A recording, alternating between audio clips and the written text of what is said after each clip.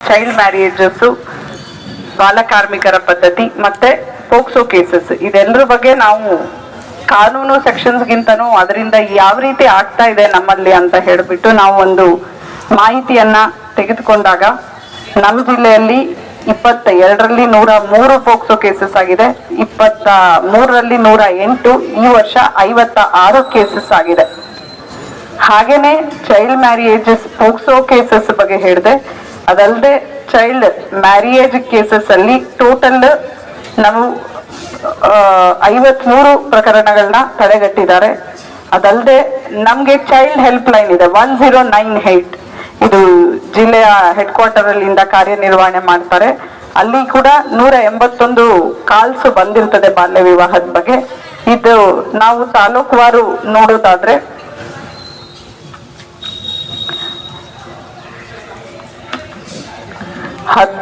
ನಾನು ಏನು 53 ಹೇಳಿದೆ, ಅದರಲ್ಲಿ 10 ಚನ್ನಗಿರಿ, ದಾವಣಗೆರೆ 27, ಹರಿಹರ 3, ಹೊನ್ನಾಳಿ 5, ಜಗಳೂರು 6, ನ್ಯಾಮತಿ 2.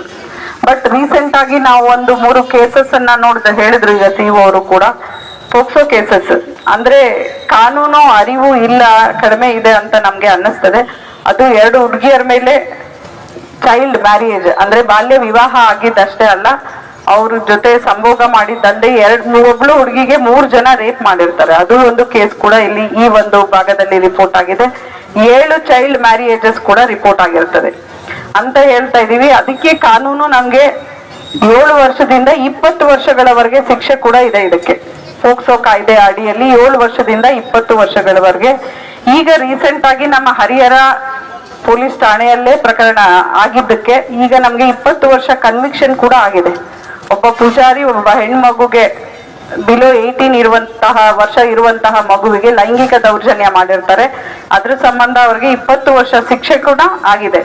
ಯಾಕೆ ಇದು ಹೇಳ್ತಾ ಇದೀವಿ ಅಂತ ಹೇಳಿದ್ರೆ, ಯಾಕೆ ಪೋಕ್ಸೋ ಕಾಯ್ದೆ ಅಡಿಯಲ್ಲಿ ಸೆಪರೇಟ್ ಕೋರ್ಟ್ಸ್ಗಳು ಇದೆ. ನಮ್ಗೆ ಸೆಪರೇಟ್ ಆಗಿ ನಾವು ಇದನ್ನ ಇನ್ಸ್ಪೆಕ್ಟರ್ ಲೆವೆಲ್ ಆಫೀಸರೇ ತನಿಖೆಯನ್ನ ಮಾಡ್ತಾರೆ. ಅದಲ್ಲದೆ 60 ದಿವಸಗಳ ಒಳಗಾಗಿ ಚಾರ್ಜ್ ಶೀಟ್ ಅನ್ನ ಕೊಡ್ತೇವೆ. ಚಾರ್ಜ್ ಶೀಟ್ ಅನ್ನ 60 ದಿವಸಗಳ ಒಳಗಾಗಿ ಇದರಲ್ಲಿ ಅಂತಿಮ ವರದಿಯನ್ನ ನಮ್ಗೆ ಕೊಡ್ಬೇಕಾಗುತ್ತೆ. ಇದಲ್ಲದೆ ಸೆಪರೇಟ್ ಆಗಿ ಈ ಮಗು ಲೈಂಗಿಕ ದೌರ್ಜನ್ಯಕ್ಕೆ ಒಳಗಾದಾಗ ಸೆಪರೇಟ್ ಕೌನ್ಸಿಲಿಂಗ್ ಮಾಡ್ತೇವೆ. ಆ ಮಗುವನ್ನ ಚೈಲ್ಡ್ ಪ್ರೊಟೆಕ್ಷನ್ ಹೋಮ್ ಅಲ್ಲಿ ಕೂಡ ಇಡ್ತೇವೆ. ಅವಳಿಗೆ ಕೂಡ ನಾವು ಕೌನ್ಸಿಲಿಂಗ್, ಅವ್ರ ಫ್ಯಾಮಿಲಿ ಅವ್ರಿಗೆ ಕೂಡ ನಾವು ಕೌನ್ಸಿಲಿಂಗ್ ಮಾಡ್ತಾ ಇದ್ದೇವೆ. ಸೊ ಇದನ್ನೆಲ್ಲವನ್ನು ಸೀರಿಯಸ್ ಆಗಿ ತಗೊಂಡ್ರು ಕೂಡ ನಮ್ಮ ಜಿಲ್ಲೆಯಲ್ಲಿ ಪೋಕ್ಸೋ ಪ್ರಕರಣಗಳು ಹೆಚ್ಚು ವರದಿ ಆಗ್ತಾ ಇದೆ. ಸೊ ಹಾಗಾಗಿ ಪ್ರತಿಯೊಬ್ರು ತಿಳ್ಕೊಳ್ಬೇಕು, ಯಾಕೆ ನಾವು ಚೈಲ್ಡ್ ಮ್ಯಾರೇಜ್ ಆಗ್ಲಿ ಪೋಕ್ಸೋ ಆಗ್ಲಿ ಚೈಲ್ಡ್ ಮ್ಯಾರೇಜಸ್ ನ ಎನ್ಕರೇಜ್ ಮಾಡಬಾರ್ದು ಅಂತ ಹೇಳಿದ್ರೆ, ಮಗು ಸಣ್ಣದಿರ್ತದೆ, ಅವರು ಬಯೋಲಾಜಿಕಲಿ, ಫಿಸಿಕಲಿ, ಮೆಂಟಲಿ, ಎಮೋಷನಲಿ ಅವರು ಓವರ್ ಆಲ್ ಡೆವಲಪ್ಮೆಂಟ್ ಆಗಿರೋದಿಲ್ಲ. ಅವ್ರಿಗೆ ಮಗುವನ್ನ ಹೆರುವಂತಹ ಅಷ್ಟು ಏಜು ಆಗ್ಲಿ ಅಥವಾ ಅವ್ರಿಗೆ ದೈಹಿಕ ಸಾಮರ್ಥ್ಯ ಆಗ್ಲಿ ಇರೋದಿಲ್ಲ. ಹಾಗೆ ಆದಾಗ ಅವಳ ಮೇಲೆ ಎಲ್ಲಾ ರೀತಿಯ ಹೆಲ್ತ್ ಎಫೆಕ್ಟ್ ಆಗುವಂತಹ ಸಾಧ್ಯತೆಗಳಿರ್ತದೆ. ಅದಲ್ಲದೆ ನಮ್ಮ ಹೆಣ್ಮಕ್ಳದು ಎಜುಕೇಶನ್ ಕೂಡ ಅದೇ ಏಜ್ ಅಲ್ಲಿ ಸ್ಟಾಪ್ ಆಗ್ತದೆ.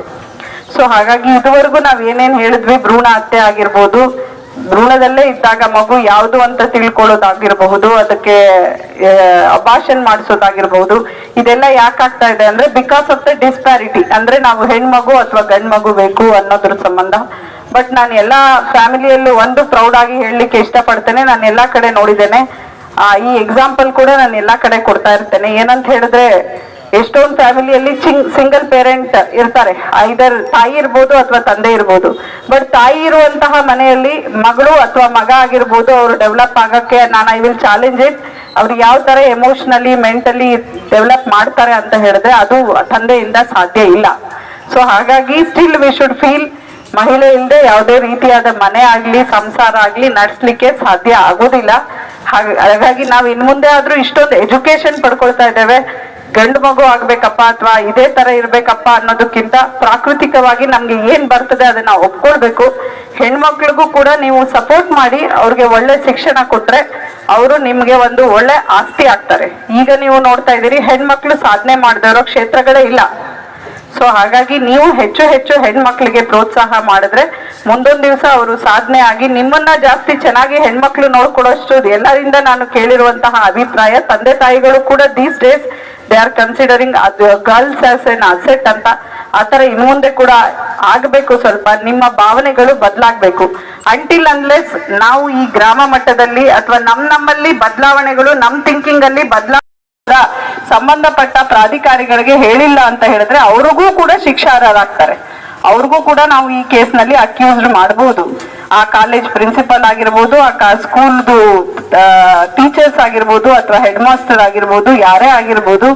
ಯಾಕಂತ ಹೇಳಿದ್ರೆ ನಾವು ಈಗ ರೀಸೆಂಟ್ ಆಗಿ ನೋಡ್ತಾ ಇದ್ದೆ, ದಾವಣಗೆರೆಯಲ್ಲಿ ಒಂದು ಕೇಸ್ ರಿಜಿಸ್ಟರ್ ಆಗಿದೆ. ಆ ಮಗು UKG ಮಗು, ಆ ಮಗುಗೆ ಅಲ್ಲಿದ್ದಂತಹ ಯಾರು ಇರ್ತಾರೆ ಹೆಲ್ಪ್ ಮಾಡ್ಲಿಕ್ಕೆ ಅಂತ ಕ್ಲೀನರ್ ಇರ್ತಾನೆ, ಡ್ರೈವರ್ ಅಂಡ್ ಕ್ಲೀನರ್ ಸ್ಕೂಲ್ದು ವೆಹಿಕಲ್ಗೆ, ಅವರು ಮಗುಗೆ ಲೈಂಗಿಕ ದೌರ್ಜನ್ಯ ಮಾಡಿರ್ತಾರೆ. ಸೊ ಹಾಗಾಗಿ ಇನಿಷಿಯಲಿ ಅವರು ಏನಾಗುತ್ತೆ ಸ್ಕೂಲ್ ಅಥವಾ ಕಾಲೇಜಲ್ಲಿ ಅಂದ್ರೆ ಅವ್ರದ್ದು ರೆಪ್ಯುಟೇಷನ್ ಹಾಳಾಗ್ಬಿಡುತ್ತೆ, ಬೇರೆದಾಗುತ್ತೆ ಅನ್ನೋ ತರ they are not ready to give the ಇದು ಕೂಡ ಬೇಸಿಕ್ CCTV ಫುಟೇಜಸ್ ವಿಡಿಯೋ ಕೂಡ. ದೆನ್ ಅವ್ರಿಗೂ ಸೇರಿಸಿ ಅಕ್ಯೂಸ್ಡ್ ಕೂಡ ಮಾಡಿದೀವಿ ಆ ಕೇಸಲ್ಲಿ. ಸೊ ಹಾಗಾಗಿ ಪ್ರತಿಯೊಬ್ಬರಲ್ಲೂ ರಿಕ್ವೆಸ್ಟ್ ಮಾಡೋದು ಏನಂದ್ರೆ, ಮತ್ತೆ ನಾವು ಕೂಡ ಬೀಟ್ ಮಟ್ಟದಲ್ಲಿ ಅಥವಾ ಪ್ರತಿಯೊಂದು ಸ್ಕೂಲ್ಸ್ ಕಾಲೇಜಸ್ ಅಲ್ಲಿ ಎಷ್ಟು ಸಾಧ್ಯ ಆಗಿದೆ ಅದನ್ನು ಕೂಡ ನಾವು ಇದ್ರ ಬಗ್ಗೆ ಅರಿವು ಕಾರ್ಯಕ್ರಮಗಳನ್ನು ಕೂಡ ಮಾಡಿಸ್ತಾ ಇದ್ದೇವೆ. ಅದಲ್ಲದೆ ತೆರೆದ ಮನೆ ಅಂತ ಹೇಳಿ ನಮ್ದು ಕಾರ್ಯಕ್ರಮ ಇದೆ. ತೆರೆದ ಮನೆ ಅಂತ ಹೇಳಿ ಗುರುವಾರ 3rd ವೀಕ್ ಆಫ್ ಇದು ಥರ್ಸ್ಡೇ ತೆರೆದ ಮನೆ ಮಕ್ಕಳಿಗೆ ಕರ್ಕೊಂಡು ಬಂದು ಪೊಲೀಸ್ ಸ್ಟೇಷನ್ ಅಂದ್ರೆ ಏನು, ಯಾವ್ಯಾವ ಅಪರಾಧಗಳಾದಾಗ ಏನೇನು ಮಾಡ್ತಾರೆ, ಮತ್ತೆ ಮಕ್ಕಳದು ಸಹಾಯವಾಣಿ 1098 ಆಗಿರ್ಬೋದು. ಈಗ ಎಲ್ಲವನ್ನೂ ಸೇರಿ ಪ್ಯಾನ್ ಇಂಡಿಯಾ ಲೆವೆಲ್ ಅಲ್ಲಿ 112 ಎಮರ್ಜೆನ್ಸಿ ರೆಸ್ಪಾನ್ಸ್ ಸರ್ವಿಸ್ ಸಿಸ್ಟಮ್ ನೀವು 1098ಗೆ ಮಾಡಬೇಕು, ಅಥವಾ ಸೈಬರ್ ಕ್ರೈಮ್ ಆದಾಗ 1030ಗೆ ಮಾಡ್ಬೇಕಂತ ಇಲ್ಲ. ನೀವು 112ಗೆ ಫೋನ್ ಮಾಡ್ಬಿಟ್ಟು ಆಂಬ್ಯುಲೆನ್ಸ್ ಬೇಕಾ, ಫೈರ್ ಬೇಕಾ, ಪೊಲೀಸ್ ಅವ್ರು ಬೇಕಾ, ಮಹಿಳಾ ಘಟಕ, ಚಿಲ್ಡ್ರನ್ ರಿಲೇಟೆಡ್ ಬೇಕಾ, ವುಮೆನ್ ಹೆಲ್ಪ್ ಲೈನ್ ಬೇಕಾ, ಎಲ್ಲದಕ್ಕೆ ಆಗ್ತದೆ. ಸೊ ದಯವಿಟ್ಟು ಆ 112 ಏನಿದೆ ಅದನ್ನ ಉಪಯೋಗಿಸ್ಕೊಳ್ಳಿ. ಮತ್ತೆ ಮಕ್ಕಳಿಗೆ ಇದ್ರ ಬಗ್ಗೆ ಅವೇರ್ನೆಸ್ ಮೂಡಿಸೋದ್ರಿಂದ ಏನಾಗ್ತದೆ ಅಂದ್ರೆ ಅವರು ಏನು what is good touch bad touch ಅಂತ ಗೊತ್ತಾಗ್ತದೆ. ಅವರು ಅದ್ರ ಬಗ್ಗೆ ಕಾನ್ಫಿಡೆನ್ಸ್ ಇಂದ ಮಾತಾಡ್ಲಿಕ್ಕಾಗ್ತದೆ. ಹಾಗಾಗಿ ಇಲ್ಲಿರುವಂತಹ ಪ್ರತಿಯೊಬ್ಬ ಶಿಕ್ಷಕರಿಗೆ ಅಥವಾ ಶಿಕ್ಷಕಿಯರಿಗೆ, ಮುಖ್ಯೋಪಾಧ್ಯಾಯರಿಗೆ ನನ್ನ ಮನವಿ ಏನಂತ ಹೇಳಿದ್ರೆ, ಈ ದಿವಸಗಳಲ್ಲಿ ಬೋತ್ ಹುಡುಗರಿಗೆ ಆಗ್ಲಿ ಹುಡುಗಿರ್ಗೆ ಆಗ್ಲಿ ಎರಡರಿಗೂ ಕೂಡ ಲೈಂಗಿಕ ಶಿಕ್ಷಣದ ಅಗತ್ಯತೆ ಇದೆ. ಏನು ತಪ್ಪಿದೆ ಅನ್ನೋದು ಕೂಡ ಅವ್ರಿಗೆ ಗೊತ್ತಾಗ್ಬೇಕಾಗಿದೆ. What is good touch bad touch ಈ ತರ ತೊಂದರೆ ಆದಾಗ ಅವರು ಬಂದು ಕಾನ್ಫಿಡೆನ್ಸ್ ಇಂದ ಮಾತಾಡೋದು ಮಾಡಿಸ್ಬೇಕು. ನಾವು ಶಿಕ್ಷಣ ಅಂದ್ರೆ ಜಸ್ಟ್ ನೀವೊಂದು ಹೇಳ್ಕೊಟ್ಟು ಅಥವಾ ಅವ್ರಿಗೇನೋ ಪಾಠ ಮಾಡಿ ಕಳ್ಸೋದಲ್ಲ. ಅವ್ರಿಗೆ ಕಾನ್ಫಿಡೆನ್ಸ್ ಇಂದ ತೊಂದರೆ ಆದಾಗ ಅವ್ರ ಪರವಾಗಿ ಅವರು ನಿಂತ್ಕೊಂಡಿಲ್ಲ ಅಂದ್ರೆ ಆ ಶಿಕ್ಷಣಕ್ಕೆ ಅರ್ಥ ಇರಲ್ಲ. ಇವತ್ತು ಒಂದು ಪ್ರೋಗ್ರಾಮ್ ಏನಾಗಿದೆ, ಜಸ್ಟ್ ಒಂದು ಸ್ಟಾರ್ಟ್ ಮಾಡಿದ್ದೇವೆ. ಇನ್ ಮುಂದೆ ಕೂಡ ಹೀಗೆ ಎಲ್ಲಾ ಅಧಿಕಾರಿಗಳು ಅಥವಾ ಎಲ್ಲಾ ಜಿಲ್ಲಾ ಮಟ್ಟದ ಇಲಾಖೆಗಳು ಸೇರಿ ನಾವು ಇದೇ ರೀತಿ ಬೇರೆ ಬೇರೆ ಕಡೆ ಎಲ್ಲಿ ಹೆಚ್ಚು ಪ್ರಕರಣಗಳಾಗ್ತಾ ಇದೆ ಅಂತ ಹೇಳಿ ಎಲ್ಲವರನ್ನು ಕೂಡ ಒಳಗೊಂಡಂತೆ ನಾವು ಹೆಚ್ಚು ಅರಿವು ಕಾರ್ಯಕ್ರಮಗಳನ್ನ ಮಾಡ್ತೇವೆ. ಬಟ್ ಈ ಅರಿವು ಕಾರ್ಯಕ್ರಮ ನಮ್ ಜೊತೆಯಲ್ಲಿ ಪ್ರತಿಯೊಬ್ರು ಕೈ ಜೋಡಿಸಿದಾಗ, ಇಲ್ಲಿ ನಾವು ನೋಡಿದ್ವಿ ಗ್ರಾಮ ಮಟ್ಟದಲ್ಲೂ ಕೂಡ ಘಟಕ ಇದೆ, ಗ್ರಾಮ ಮಟ್ಟದಲ್ಲೂ ಕೂಡ ಸಮಿತಿ ಇದೆ, ತಾಲೂಕು ಮಟ್ಟದಲ್ಲಿ ಇದೆ, ಜಿಲ್ಲಾ ಮಟ್ಟದಲ್ಲಿ ಇದೆ, ರಾಜ್ಯ ಮಟ್ಟದಲ್ಲಿ ಇದೆ. ಬಟ್ ಈಗ ಗ್ರಾಮ ಮಟ್ಟದಲ್ಲಿ ನಾವು ಎಲ್ಲರೂ ಒಟ್ಟಾಗಿ ಕೈ ಜೋಡಿಸಿ ನಾವು ಯಾರಿಗೂ ಕೂಡ ಬಾಲ್ಯ ವಿವಾಹ ಈ ಊರಲ್ಲಿ ಆಗಕ್ಕೆ ಬಿಡಲ್ಲ ಅಂತ ಒಂದು ನಾವು ನಿರ್ಧಾರ ಮಾಡಿದ್ರೆ ಖಂಡಿತ ಇದನ್ನ ತಡೆಗಟ್ಟಲಿಕ್ಕೆ ಆಗ್ತದೆ. ಯಾಕಂದ್ರೆ ಗ್ರಾಮ ಪಂಚಾಯತಿ ಮೆಂಬರ್ಸ್ ಅಂತ ಹೇಳಿದ್ರೆ ಆ ವಿಲೇಜ್ದು ಮುಖ್ಯ ಘಟಕ, ನಮ್ ಡಿಸ್ಟ್ರಿಕ್ಟ್ ಅಡ್ಮಿನಿಸ್ಟ್ರೇಷನ್ ಮುಖ್ಯ ಘಟಕನೇ ಅವ್ರು ಇರ್ತಾರೆ. ಸೊ ಅವ್ರಿಗೆ ಎಲ್ಲಾ ರೀತಿಯಾದ ಮಾಹಿತಿ ಇರ್ತದೆ. ಇನ್ ಕೇಸ್ ಅವ್ರುಗಳು ಕೂಡ ಮಾಹಿತಿ ಇದ್ದಾಗ ನಮ್ಗಳ ಹತ್ರ ಶೇರ್ ಮಾಡೋದಾಗ್ಲಿ, ಅವ್ರಗಳಿಗೆ ನಾವು ತಂದೆ ತಾಯಿಗಳಿಗೆ ಮನವೊಲಿಸೋದಾಗ್ಲಿ ಪ್ರತಿಯೊಂದನ್ನು ಕೂಡ ಮಾಡಿದ್ರೆ ಇನ್ನೂ ಹೆಚ್ಚಿನ ರೀತಿಯಲ್ಲಿ ಎಫೆಕ್ಟಿವ್ ಆಗಿ ಈ ಒಂದು ಬಾಲ್ಯ ವಿವಾಹ ಅನ್ನೋದನ್ನ ಖಂಡಿತ ತಡೆಗಟ್ಟಲಿಕ್ಕೆ ಆಗ್ತದೆ. ಈ ಪೋಕ್ಸೋ ಪ್ರಕರಣಗಳಲ್ಲಿ ಏನಾಗ್ತಾ ಇದೆ, ಕೆಲವೊಂದೊಂದು ಮಕ್ಕಳು ನೋಡ್ತಾ ಇದೀನಿ, ಆಗುವಂತಹ ಎಲೋಪಿಂಗ್ ಕೇಸಸ್ ಅಂತ ಹೇಳ್ತೀವಿ, ಓಡೋಗಿ ಮದ್ವೆ ಆಗ್ತಾ ಇದಾರೆ. ಹುಡುಗರು ಕೂಡ ಚಿಕ್ಕವ್ರು ಇರ್ತಾರೆ, 19 ವರ್ಷ 20 ವರ್ಷ. ಬಟ್ ನಾವು ಅವ್ರಿಗೆ ಒಂದೇ ಹೇಳ್ಬೇಕಾಗ್ತದೆ, ಫಸ್ಟ್ ಅವ್ರಿಗೆ ಶಿಕ್ಷಣ ಮುಖ್ಯ. ಅವ್ರ ಬದುಕಲ್ಲಿ ಸಂಗಾತಿಯನ್ನ ಪ್ರತಿಯೊಬ್ರು ಆರಿಸ್ಕೊಳಕ್ಕೆ ಅವ್ರಿಗೆ ಅವಕಾಶ ಇದೆ. ಬಟ್ ಅದಕ್ಕೆ ಒಂದು ಏಜ್ ಅಂತ ಇರ್ತದೆ. ಅವಾಗ ನೀವು ಅದನ್ನ ಸರಿಯಾದ ಸಮಯದಲ್ಲಿ ಸರಿಯಾದ ರೀತಿಯಲ್ಲಿ ಶಿಕ್ಷಣ ಪಡೆದು ನೀವು ಎಕನಾಮಿಕ್ ಇಂಡಿಪೆಂಡೆಂಟ್ ಆಗಿ ಸರಿಯಾಗಿ ಮಾಡಿದ್ರೆ ಖಂಡಿತ ನೀವು ಒಳ್ಳೆ ರೀತಿಯಾಗಿ ಮುಂದುವರಿಲಿಕ್ಕೆ ಆಗ್ತದೆ ಅನ್ನೋದನ್ನ ನಾವು ಬೆಳೆಸಬೇಕಾಗಿದೆ.